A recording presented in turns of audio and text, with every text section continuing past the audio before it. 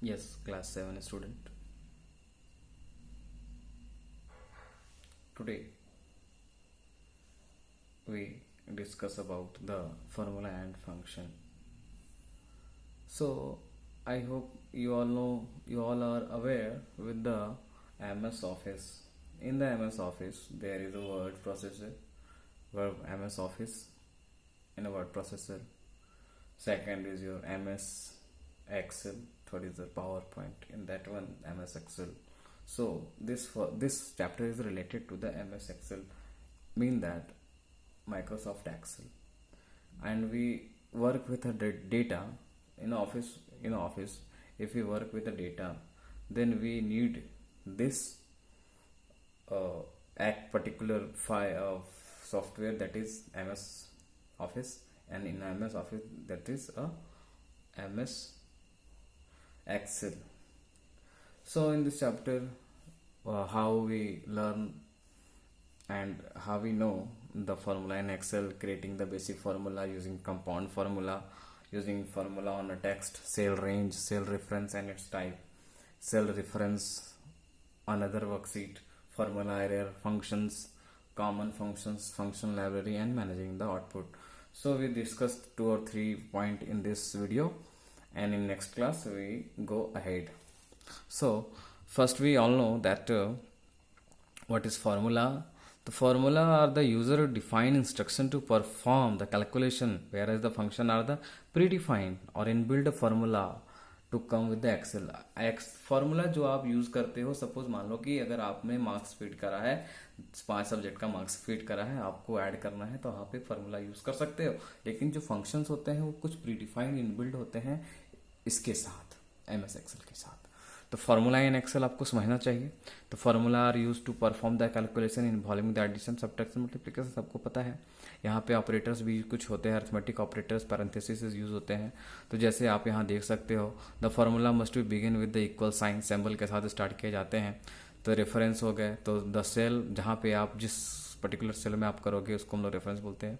Operators जिसको बोलते हैं जहाँ पे साइन हो गया, प्लस माइनस, मल्टीप्लाई, आपका पावर हो गया, यहाँ पे मॉडुलस हो गया, डॉलर हो गया, hash. These are the specific operational जो हैं वो किए जाते हैं.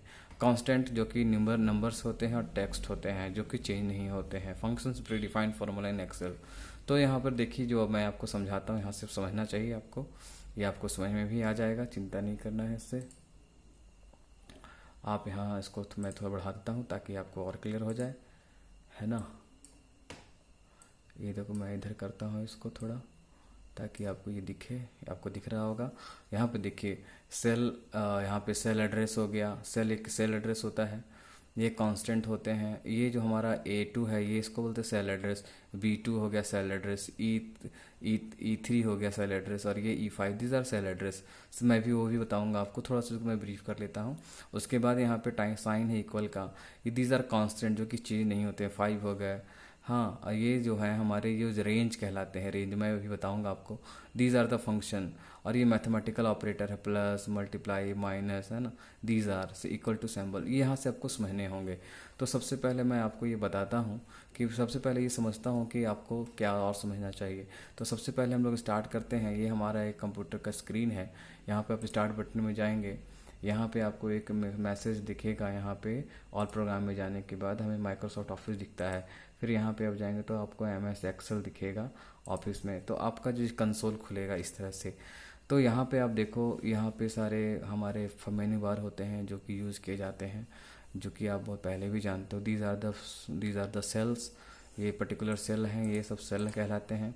ये ABCD जो हो गए ये हमारे कॉलम कहलाते हैं. और ये जो हमारे 1 2 3 4 हैं ये रो हैं. अब आपको समझना है कि हमें अगर किसी को कुछ लिखना है तो यहाँ पे क्या होगा. तो अगर मान लो कि ये जो रेंज होते हैं, आपको अगर यहाँ से यहाँ सेलेक्ट करते हो, है ना, तो ये हमारा क्या हो गया. अगर आप यहाँ से यहाँ आते हो, सपोज अगर हमने क्या करें, फॉर्मूला लिखना है. फॉर्मूला लिखने के सबसे पहले इक्वस टू का साइन देते हैं यहाँ पे.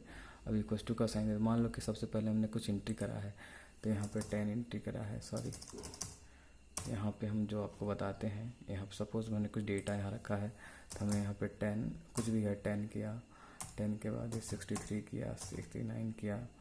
हाँ, अब मान लो कि आपको इसमें भी हमने कुछ किया है 878 96 56। अब हमें क्या करना है इसमें तो इसका साइन हो गया हमारा इक्वस टू का साइन हमने दिया, इक्वस टू का साइन हमने यहाँ पे दिया, इक्वस टू का साइन। अब क्या करना है इसको, तो इसका सेल एड्रेस क्या है C3, C हो गया, ये 3 हो गया, देख रहे हैं यहाँ पे C3, तो C3 हो गया। और प्लस करते हो, प्लस का साइन करना है प्लस, और इसको आपको ऐड करना है, D3 हो गया। इसको जैसे आप इक्वस टू करो तो यहाँ पे ऐड हो जाएगा। तो इस तरह से हम लोग फार्मूला को यहाँ पे ऐड करते हैं। छोटा सा चीज़ है जो कि देखो इक्वस टू, ये आपका सेल का एड्रेस हो गया। इस तरह से आप इसको सेव कर सकते हो, सेव करना है। बहुत तरह का चीज़ है जो आपको यहाँ पे समझना चाहिए, तभी मैं फिर वहाँ पे 1 बाय 1 करके अभी अब डिस्कस करता हूँ। तो ये आपको अब यहाँ जनरली क्या हो रहा है कि क्रिएटिंग द बेसिक फार्मूला को यहाँ पे आप क्रिएट कर रहे हो। तो फार्मूला जब क्रिएट करते हो तो आपको दिखना चाहिए कि जनरली हम लोगों का यहाँ पे creating a basic formula. By the formula involve only one type of operator in it. Let us is used to calculate the sum of the number हम लोग यूज़ करते हैं B2 B3 B7 and display the result B8 में B2 B3 करते हैं।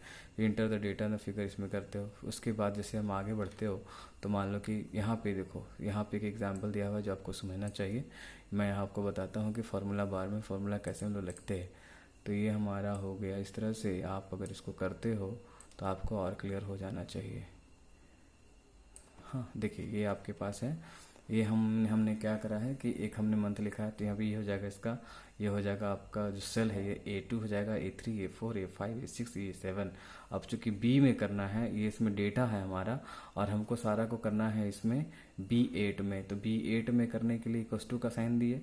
तो ये हमारा data B2 B3 B4 B5 B6 जब B7 तक लिखते हो, जैसे इसको करने में इंटर करते हो तो सारे के सारे डेटा हमारे जो हैं ऐड होके हमारे इसमें आ जाते हैं।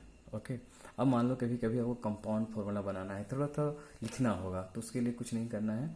जनरली आपको जैसे compound formula are use to when more than one operator are required to perform the calculation. Let us use to calculate the simple interest by using the formula. तो जो P into R into T, ये आपको पता होना चाहिए। ये P into R into T है। तो P into R into T के लिए क्या करेंगे कि इक्वस टू हम लोग B6 में लिखते हैं। तो यहाँ पे सबसे पहले क्या हुआ कि आप जो टेक्स्ट लिख रहे हो तो A2 A3 A4 और A6 में आपको जो भी करना है A6 में फाइंड करना है। तो ये आपके पास 45 हो गया, 5 हो गया B3 में B4 में। तो आपने करा क्या है कि जो भी कंपाउंड है, जो भी उसके बाद कैलकुलेशंस होते हैं, तो मतलब B6 में हमने क्या करा, B6 हमारा क्या है, B हो गया या 6 हो गया। तो B6 हमारा जब हो गया तो हमने यहाँ पे कैलकुलेट रखना है, तो यहाँ भी +2 का साइन दिया। B2 हमारा है आपका 0.45, तो P हो गया B2, R हो गया 5 3, वह यहाँ पे आपने 100 करना था, 100 करके तो जैसे आप यहाँ पे करते हो इस तरह से आपका सारा का सारा जो है काम यहाँ पे हो जाता है। सारा कैलकुलेशन होने के बाद यहाँ पे आ जाता है। Using the formula on text पे भी आप फार्मूला यूज़ कर सकते हो, जो हम लोग को समझना चाहिए, सीखना चाहिए। तो मान लो कि आप क्या कर रहे हो कि यहाँ पर जो आप कर रहे हो कि आपने A1 और B1 में लिखे, A1 में लिखते हैं किप्स और B1 में लिखते हैं इंडिया। तो सेम वे यहाँ पे आपका A1 हो गया या B1 हो, किप्स इंडिया। तो आप यहाँ पे इंटर द फार्मूला कर इक्वस टू, अब A1 और यहाँ पे % का साइन B1 में सेल्सियन और इंटर करोगे तो किप्स इंडिया होगा। इसलिए क्या हो रहा है, टेक्स्ट को भी ऐड कर दे रहा है। इस चीज़ को यहाँ पे आपको समझना चाहिए।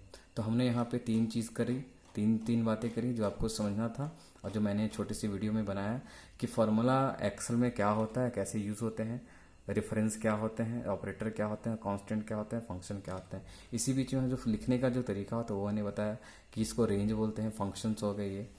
क्रिएटिंग द बेसिक फार्मूला, कैसे हम लोग बेसिक फार्मूला को बनाते हैं। उसके बाद हमने बताया कि यूजिंग द कंपाउंड फार्मूला, और उसके बाद using the formula in the text. उसके बाद ये हमारा नेक्स्ट वीडियो में फिर से आपको मैं बताऊंगा। Thank you.